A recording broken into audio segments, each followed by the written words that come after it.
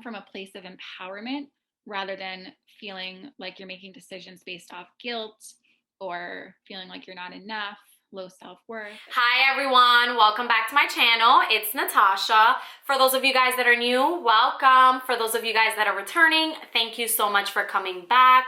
Please just take a second to subscribe down below for all things girl talk. Don't forget to turn on that little bell so that you get notified every time I post a video. And you can also follow me on Instagram to get to know me a little bit more. In today's video, we have a new segment that I'll be introducing to this channel. It's the relationship / dating segment, where I'll be bringing on guests. And in today's episode, we have toxic relationship expert Angelica Griegel, who's going to talk to us about how to spot a toxic relationship and how to stop it. So if you guys want to learn a little bit more, stay tuned. In today's episode, we have toxic relationship expert Angelica Griegel. She helps men and women break free from toxic relationships, whether it's from a family member, a significant other, a boss, or a friend, and step into their power and reclaim their self-worth. Welcome, Angelica. Thanks for having me. Yes, thanks for coming on. How are you today? I'm well. How are Okay, you? good. I'm doing good. I'm excited because this is the first episode of this new segment and I'm having you as a guest, and we'll just get right into it. I have a couple of questions. And the first one is, what defines a toxic relationship? So by definition, a toxic relationship is when it's either physically or emotionally damaging to oneself. So the victim is either being physically or emotionally abused. Got it. Yeah. And the lines can get blurred sometimes, right? So it's definitely important to know some of the signs that you're in a So toxic relationship. So what are those warning signs that you know, okay, I'm definitely in one and I need to get out? in a regular relationship that's not toxic, problems arise. But when it's toxic, you'll find that you're having circular conversations with somebody. So you're trying to talk about a topic and you feel like you're getting nowhere. So that's considered toxic. In addition to controlling behaviors, extreme jealousy, the controlling behaviors can be around finances, even like if you're going out with a friend and the toxic person doesn't want you to, guilt trips.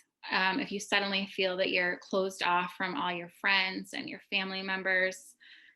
So many times people in toxic relationships wake up and they're like, the only person in my life is the toxic person. And they feel so lonely and isolated. And then, of course, dishonesty, lying, gaslighting, name calling. And then the biggest one for the victim, at least, which isn't always apparent, is the cognitive dissonance. So questioning your reality.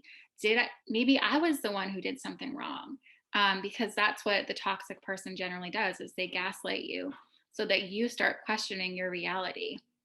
And then you kind of feel like something's wrong with you. So that's why people end up staying. I mean, one of the Wow. reasons, at least. Yeah, you know, the gaslighting was probably the most scary of them all, I feel like, because when you are questioning your reality and if you're self-doubting yourself, that can very much lead to a very dark place. And a lot of the times when you're isolated from family members, friends, and it's just you and that other toxic person, it's hard to be able to guide yourself to figure it out, right? Because you're not in touch with anyone. And I think you're also maybe scared of speaking up, because when you say things out loud, they become so much more real, right? Like sometimes you can think about something, but once you say it, it's like, oh my God, like, is this really happening to me? Yes. And if you're not committed to leaving, so many people, they don't want to tell close friends or family, because if they say something bad about the toxic person, then their family will now be against that person.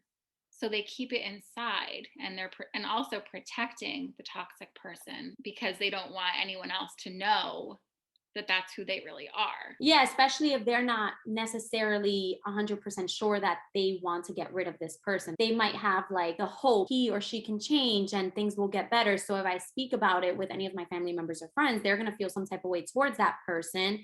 And if I stay with them, then it kind of looks bad on me, you know? And so Right. that's just not a good look. And now I wanted to go into, how do you stop a toxic relationship, or how do you get out? If you're not necessarily 100% sure that you're in one, you might not know that you need to get out. And then some people know that something is wrong, but they don't necessarily want to leave. They want to keep trying. Like, what's enough? I think the first sign of emotional abuse is enough, but oftentimes people stay much longer. I mean, I know I've been in this situation myself, and you keep hoping and wishing that they'll change, or maybe you can change yourself and they'll change. But honestly, the toxic person won't change. And I think that's the one thing we really have to drive home to people, is that they're not going to change. No matter what you do, no matter how good you are, that person isn't going to change. So getting expert help really is necessary. So going into Psychology Today, for example, or even Google, and researching a toxic relationship expert to talk with and meet with, and getting into some type of program where that person can help support you getting out. Now, if you're in a physically abusive situation, calling a domestic violence hotline, or there's all different types of local programs that have advocates that would help a person out of a domestic abuse situation with physical violence. But really just having a support network, telling people, don't keep it a secret anymore. I recently had a friend who was in a domestic violence situation, and I was the only one who knew about it. And her family was like, they were together for 10 years. Oh, wow. Why didn't you tell us? And, she didn't want them to think badly of her husband. So just being upfront about what you're dealing with and not keeping it a secret is so important. Yeah, definitely. And now I understand domestic abuse. When it comes to emotional abuse, is there a possibility that if you were to try couples therapy, for example, that could be something that could potentially lead the relationship into a better direction? Because I know you mentioned a toxic person doesn't change, but I know that couples therapy, for example, is something that uh, can help in certain situations. I'm not necessarily sure in a situation like this if it would help, but I'm curious to know your perspective on it. Yeah, that's an excellent question. And I get that one all the time. And what often happens, at least with a toxic relationship, so emotional or physical abuse, the toxic person ends up going and manipulating the therapist. And that's why it's so important to find somebody who specializes in narcissistic abuse, because many therapists and doctors are not educated, and psychologists are not educated on narcissism. So the toxic person goes in and they act like they're the best thing since sliced bread, and they do nothing wrong. And the therapist falls for it. And then the victim ends up being the bad guy.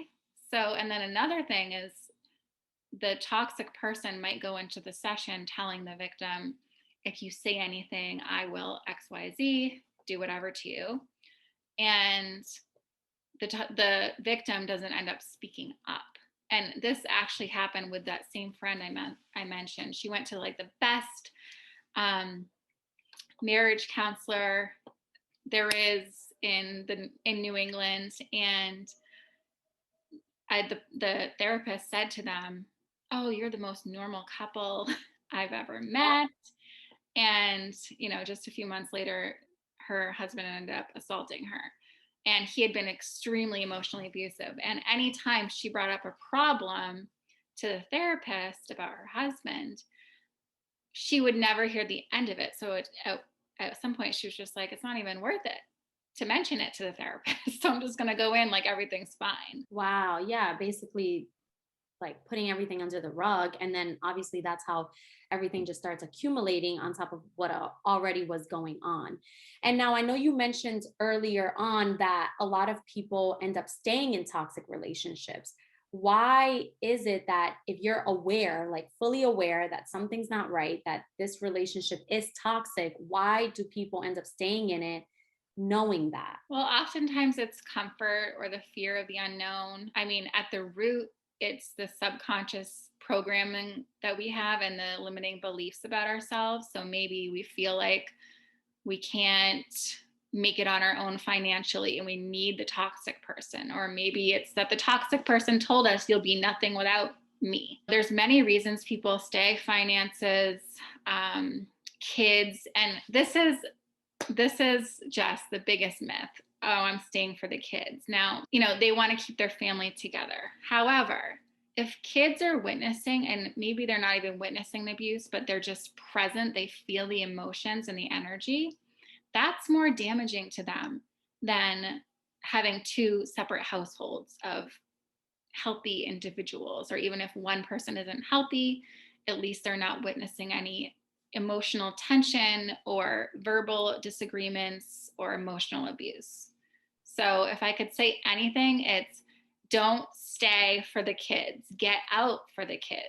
Yeah, I actually, as you were talking, I remember watching an episode of the Bella twins, and they wrote a book. And in that book, they had a portion dedicated to their childhood and the dynamic between their parents, and how it was a very abusive household. And they grew up seeing all of that. And it actually led them to have adulthood issues that stemmed from their childhood because of what they were constantly witnessing. And the mom finally had the courage to remove herself and her kids from the situation they were in.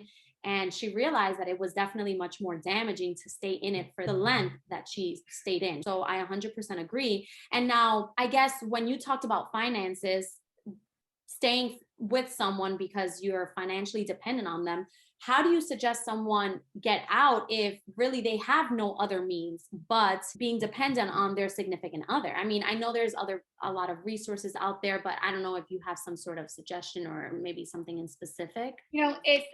Obviously talking to a lawyer, maybe it isn't obvious, but talking to a lawyer is a good first step.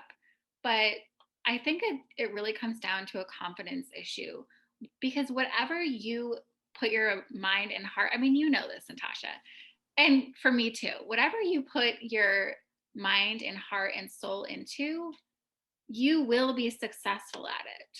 But it's all the mind trash that keeps us stuck. So, I think it's more of a confidence issue than not being able to due to finances. Because there are so many options out there that you can do to make money. Yeah, it's definitely a mindset for sure, as part of, like one of the main factors. I feel like daily affirmations also help build your confidence and your self-esteem. When you start repeating certain words to yourself, it Yeah. definitely ingrains, and you start believing what you actually should believe, right? Because that's who you are at the root. And so I agree with you. And now, I know you're a toxic relationship expert and you offer a 12-week course, is it? Yes, it's a 12-week program called From Doormat to Goddess, and it's for women, obviously. I also do work with men on the side for one-on-one, but this is actually a group program. And it's amazing. My clients are getting such amazing results, and it really ranges from the ages. So some of my clients are in their 50s, Oh, late wow. 50s, and then some are in their 20s and all in between too. And they come from all different walks of lives, but they're just their one common theme is they can't set boundaries. They feel guilty. Um, Somebody is dependent on them, or they're dependent on somebody else. And it's really cool because they all come together as a group and support one another. And they're just so excited to become a goddess finally from a doormat. Yes, yes. And so I guess for those that aren't familiar with your program, can you give us a little snippet into what exactly the 12 weeks look like for someone that is going through a similar situation as we talked about, being in a toxic relationship, and if they wanted to partake in your course, what that would look like? So they would set up a call with me, and they could do that at breakthroughloveyourlife.com/chat. And that would be a 45-minute complimentary consultation with me to make sure that it's a good fit. And then if it is a good fit, they would start right away. We would have an introductory call one-on-one. And then every week for 12 weeks, they would have a module that I would send, and then a live call with myself and the rest of the group members. And I mean, that could go from 1 hour to 2 hours. I mean, it just depends how many people have questions.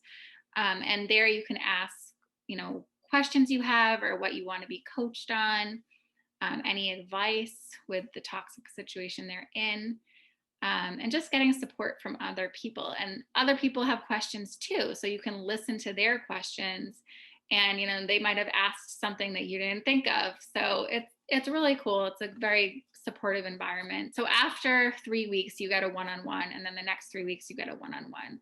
So you end up getting 3 one-on-ones with me, to go into deeper work like a subconscious programming and getting to that real root cause of why you're in this toxic situation and how to get out. Yeah. And then the end goal after the 12-week is done is for that person to have the courage and really step up to the plate and just make the final decision to let go. Yeah. So, I mean, for some of this, some of it is people who are kind of, I don't want to say stuck in the relationship, but maybe it's their mother-in-law who they have to see, or unless they choose to cut them off, but say they didn't want to cut them off. So it's learning to like really set boundaries and stand in your power so that that person doesn't take away from you any longer. And then other people, it's setting boundaries with an alcoholic, or setting boundaries with your toxic co-parent, or it's leaving a toxic marriage or relationship. So it really varies. But the overall goal, even if they're not leaving, is to just come from a place of empowerment rather than feeling like you're making decisions based off guilt or feeling like you're not enough, low self-worth, etc. I like that. Yeah. Empowerment, believing in yourself enough to know that what you feel, you're entitled to feel that way. Right. And it's sufficient enough for you to make whatever choice and decision you decide to make at that point in time. Thank you so, so much for taking the time to come on here and talk about toxic relationships and how to spot it and how to stop it.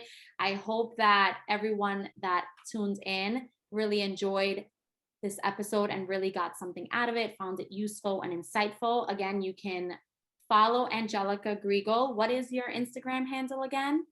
Toxic relationship expert. Pretty easy. Yes, on Instagram. And then you can also go on her website, as she mentioned. And I'll be putting all of the info below in the comment box. So just stay tuned for more episodes like these around relationships, dating, all that good stuff. And I will see you guys in the next video.